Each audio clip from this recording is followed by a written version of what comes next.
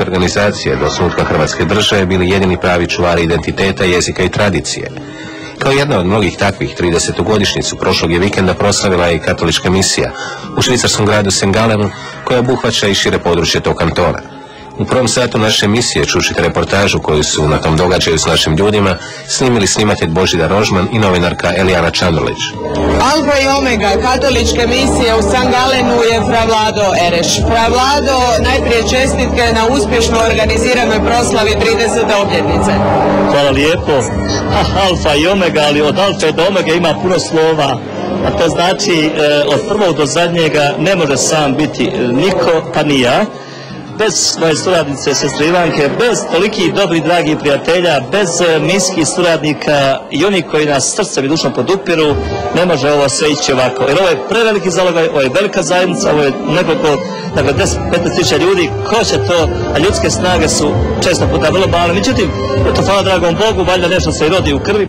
Pa Fra Ilija, pa Fra Ante, Fra Jerko, Fra Ljubo, Fra Bila, Fra Robert i ja. Svaki mogući ljudski život, od djeteta preko mladih do stari, od onih koji mole do onih koji putuju, hodočase, do onih koji igraju, poput onih koji pjevaju, sviraju, sve pore smo misije ušli i sve moguće smo ljude zahvatili i tu je ta jedna možda moja drugačijost, dakle ta riječ kuće Hrvatska, ali u tome, eto, to je sve moj način koji ste vi na radiju već prepoznali godinama tamo u Singeru, u Njemačkoj, sada je ovdje jedan onaki bliski, iskoristiti svakog čovjeka i u svakom čovjeku nešto lijepo ima.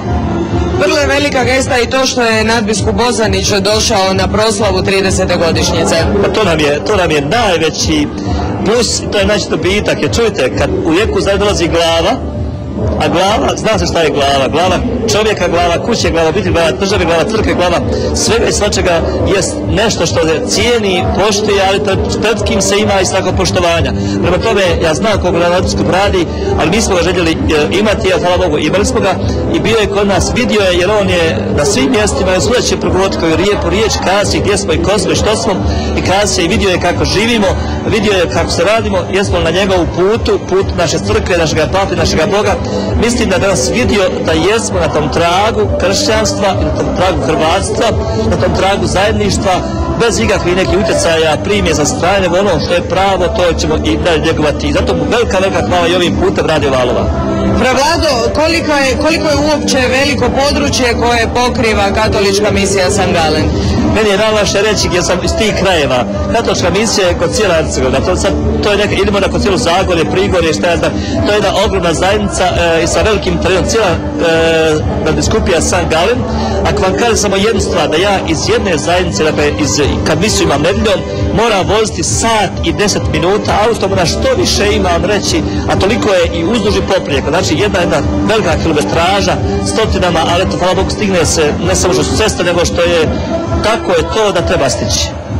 Rekli smo 10 do 15 tisuća ljudi, ali ono što je zanimljivo to je da su to uglavnom mladi ljudi, dakle to je novije iseljeništvo za razliku recimo od iseljeništva u Njemačkoj. Za razliku Njemačke, to u Švedskoj je druga nešto i bolje i lošije. Lošije počet ću sa kraja, zato što nas toliko mladih ovdje ima, nemaju domovini. Pogotovo naša je Bosna skoro ovdje sva ili u svijetu, a bolje je ono to što imamo to zajedništvo, a stvarno je ovdje manja i mlađa populacija, silno puno djece, vidjeli ste sami, i silno puno mladih imao, silno puno mladih bračnih parova. Recimo ja ove godine imam 100 krizmanika, a imao sam prije 2 godine isto 100. Prema tome, evo, sve brojke, kada to što ja pričam, sve brojke kažu da ono što je egzaktno, što je činjenica, s te strane, dakle, nekako je i lakše, ali bolnije mi je to gledati, jer me strah kad će kući. Kako na katoličku misiju u Hrvatsku ovdje gledaju Švicarci, dakle, kako je suradnja sa švicarskom crkvom? Suradnja je, danas se vidi kroz razne goste, vrlo dobra, jer pa mi smo u njihovoj domovini, mi smo u njihovoj župi, mi smo kod njih, mi smo na njihovom radnom mjestu i prema tome mora biti pozitivno, odnosno ići k njima, jer oni su poznati kao malo hladniji nego mi južnjaci, ali smo mi vrlo zadovoljni s njima i oni vjerujem s nama, samo ponekad možda imamo mali, sitnih, možda napetosti, zato što nas je puno i previše, i gdje god dođemo sve nam je prepuno. Ja znam, sve je prepuno, a nas je puno i sve su sale i crkve male. S te mi suradnju imamo dobru, imamo izuzetno puno zajedničkih nastupa, on nas zovu, pošto je naša i kuhinja, i folklor, i molitva, i pobožnost, sve nam je njima interesantno, ide drugačije, živo, a oni vole malo drugačiji mentalitet nego što su oni sami. Na to je mogu pohvaliti, hvala dragom da ovako ostane, da je ovako lijepa dobrostrožavanja. Koliko često se služe mise na hrvatskom jeziku i to naravno i nije samo u Sengalenu, nego u kojim još okolnim mjestima? Naime, nedjeljom imam 3 mise, druge 4, a drugi 2.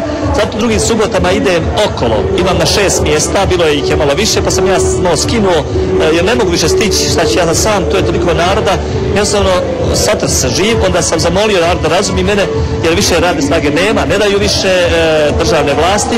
Jednostavno moramo ići k njima, pa su smanjeni, malo zamoliši one koji imaju auta, imaju svi, da dođu malo dulje, da ne bi sad ja svima išao. Na 6 mjesta Sangalen i Jonas u glavi gdje bude po 700%, po 1000 ljudi da bi se.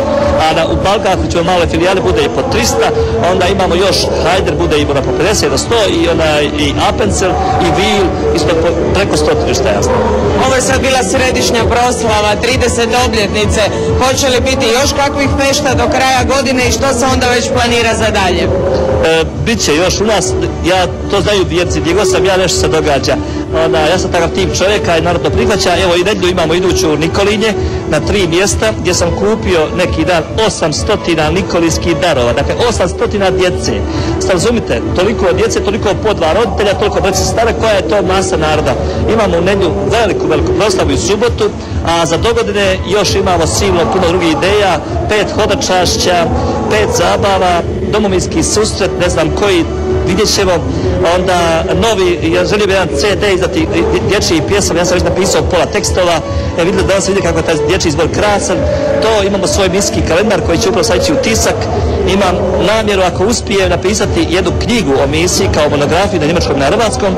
Dok to ne bude, bit će jedna brošura u vidu naše arene, dakle kao nacrt za jednu buduću knjigu i još puno toga, ali o tom potom imat ćete razloga opet nekada zvati da vam nešto kažem ovo. Još samo spomenimo i to da tamo gdje ste vi ste poznati po tome da se prikuplja i velika humanitarna pomoć. Evo spomenimo barem ono što se sad zadnje radilo.